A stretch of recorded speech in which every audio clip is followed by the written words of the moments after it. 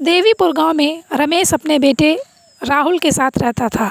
दोनों बहुत ही मेहनती थे। वे दोनों राजा के दरबार में मेहनत करके काम किया करते थे, जिससे उनके बदले उसे राजा सिर्फ 2 किलो अनाज दिया करता था, जिससे उन लोगों का भरपेट पूरा भोजन भी नहीं हो पाता था। वे दोनों किसी तरह से अपनी दिनचर्या गुजार रहे थे। एक दिन वे दोनों भूख से तड़प रहे थे। उन लोगों को भूख लगी थी और 2 किलो अनाज में उनका पेट भर नहीं पा रहा था। वे दोनों आपस में बात कर रहे थे। तभी रमेश का बेटा राहुल बोलता है, पिताजी क्यों ना हम राजा की नौकरी छोड़ दें, उनकी गुलामी करना छोड़ दें और शहर में जाकर कोई काम ढूंढकर हम लोग करें तो हमें भरपेट भोजन तो मिलेगा। तो उस पे उसका पिता बोलता है कि नहीं बेटा, अगर यह बात राजा को पता चल गई तो वह हमें शहर से ढूंढ निकालेगा और हमारे साथ बहुत ही बुरा अन्याय करेगा। इसलिए हम राजा की नौकरी नहीं छोड़ सकते, हमें ना चाहते हुए भी राजा की नौकरी करनी ही पड़ेगी। तो राहुल उदास हो जाता है। कुछ दिन बीत जाते हैं। एक दिन अचानक से उनके घर पे एक बूढ़ी औरत आती है और वह रमेश से बोलती है, रमेश तुम राजा की नौकरी क्यों करते हो? तुम्हारा तो उसमें जीवन यापन भी नहीं हो पाता है। तुम्हें तो अब अपने बेटे राहुल की शादी कर देनी चाहिए। तुम लोग मेहनत मजदूरी करके घर वापस आते हो, फिर से घर पे आकर घर का काम करना पड़ता है। घर में बहू आएगी तो कम से कम तुम लोगों को घर का काम तो नहीं करना पड़ेगा। तो इस बात पर रमेश बोलता है, नहीं माँ, राहुल की शादी तो हो चुकी है। तो उस बूढ़ी औरत को बहुत ही हैरानी होती है। वह बोलती है कि उसकी शादी हो चुकी है और तुमने मुझे यह बात बताई नहीं। तो वह बोलता है, हाँ माँ, उसकी शादी हो चुकी है और उसकी बीवी मायके में है। तो वह औरत बोलती है, मायके में क्या कर रही है? उसकी शादी जब हो गई है तो तुम्हें उसे अपने घर पे लाना चाहिए ना, मायके में कितने दिन तक बैठाए रखोगे? तो वह बोलता है, माँ, हमारे घर में ना कोई चारपाई है, ना कोई ढंग का बिस्तर है और ना ही ससुराल जाने के लिए मेरे बेटे के पास कोई कपड़ा है। वह ससुराल क्या कपड़ा पहन कर जाएगा? कौन सा कपड़ा पहन कर जाएगा? तुम बताओ। तो वह बोलती है, बस इतनी सी बात? मुझे लगा कोई बहुत बड़ी बात होगी, इसलिए तुम मायके में छोड़ रखे हो। एक चारपाई और कपड़ा चाहिए ना, वो मैं तुम्हें दे दूँगी, पर अपनी बहू को वापस लेकर आओ। तो रमेश मान जाता है। वह बूढ़ी औरत उसे चारपाई और कपड़ा देती है। वह अपने ससुराल जाता है अपनी बीवी को लेने के लिए। वह 1 हफ्ते तक वहीं पर रुकता है।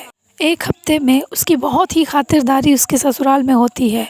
वह जब अपनी बीवी को वापस लेकर आ रहा था तो उसके दिमाग में यही चल रहा था कि मेरा घर तो इतना गंदा पड़ा हुआ है, मैं अपनी बीवी को कैसे वहाँ लेकर जाऊँगा? मेरी बीवी क्या सोचेगी कि कैसा घर है मेरा?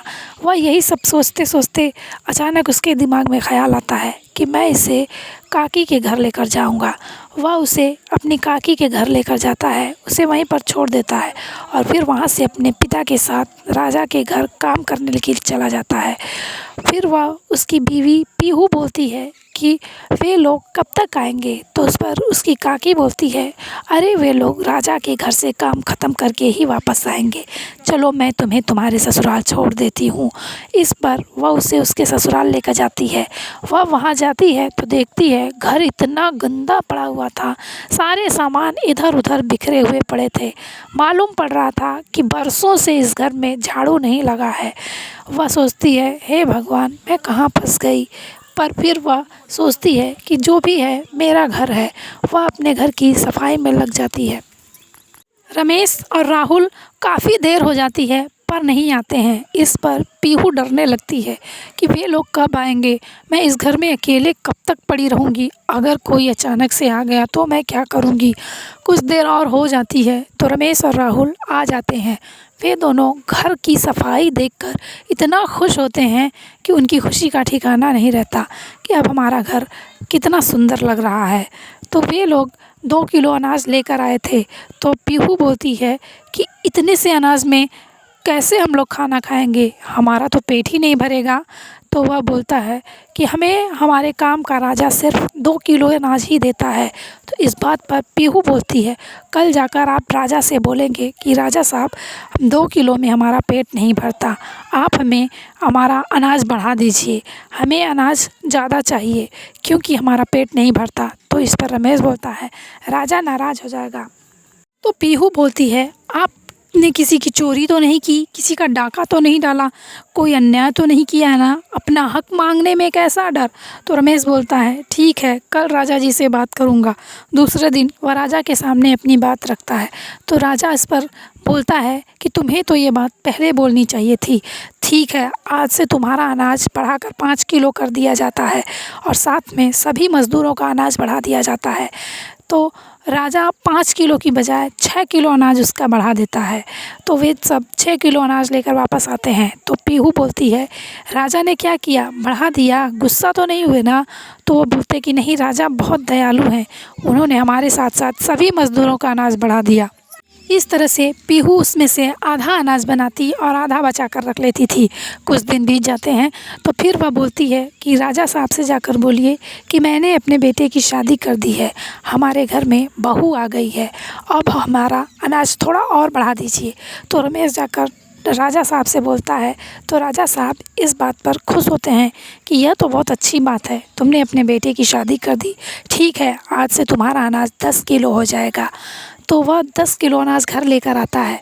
पीहू उसमें से खाने योग्य अनाज बनाती है और फिर सारा अनाज उठाकर रख देती है। कुछ दिन बीत जाते हैं और ढेर सारा अनाज इकट्ठा कर लेती है और फिर अपने ससुर से बोलती है अब आप लोगों को राजा की ग़ुलामी करने की ज़रूरत नहीं है। आप लोग बाज़ार में एक दुकान खोल लीजिए और वहाँ पर अनाज बेचिए, मैंने बहुत सारे अनाज इकट्ठा कर लिया है। तो उस पर उसका ससुर बोलता है ठीक है, मैं कल ही जाकर एक दुकान तलाशता हूँ। वे दोनों एक दुकान तलाश लेते हैं और उसमें अनाज की दुकान खोल लेते हैं और दुकान अच्छी चलने लगती है। इस तरह से उन लोगों का जीवन यापन होने लगता है। फिर कुछ दिन के बाद एक दिन रानी का हार एक चील लेकर जा रही थी और वह रमेश के घर के सामने गिरा देती है। इस पर उसकी बीवी वह हार उठाकर रख लेती है और राजा ऐलान करता है कि जो हार पहुंचाएगा उसे मुंह मांगी रकम मिलेगी। इस पर रमेश वह हार लेकर जाता है, राजा को वापस कर देता है और थोड़ी सी ज़मीन की मांग करता है। इस पर राजा उसे 5 बीघा ज़मीन दे देता है और वे सब कुछ दिन में उससे धनी हो जाते हैं और अपना जीवन यापन अच्छे से करने लगते हैं। कहानी ख़त्म हो जाती है। अच्छी लगी लाइक, कमेंट और सब्सक्राइब कीजिएगा।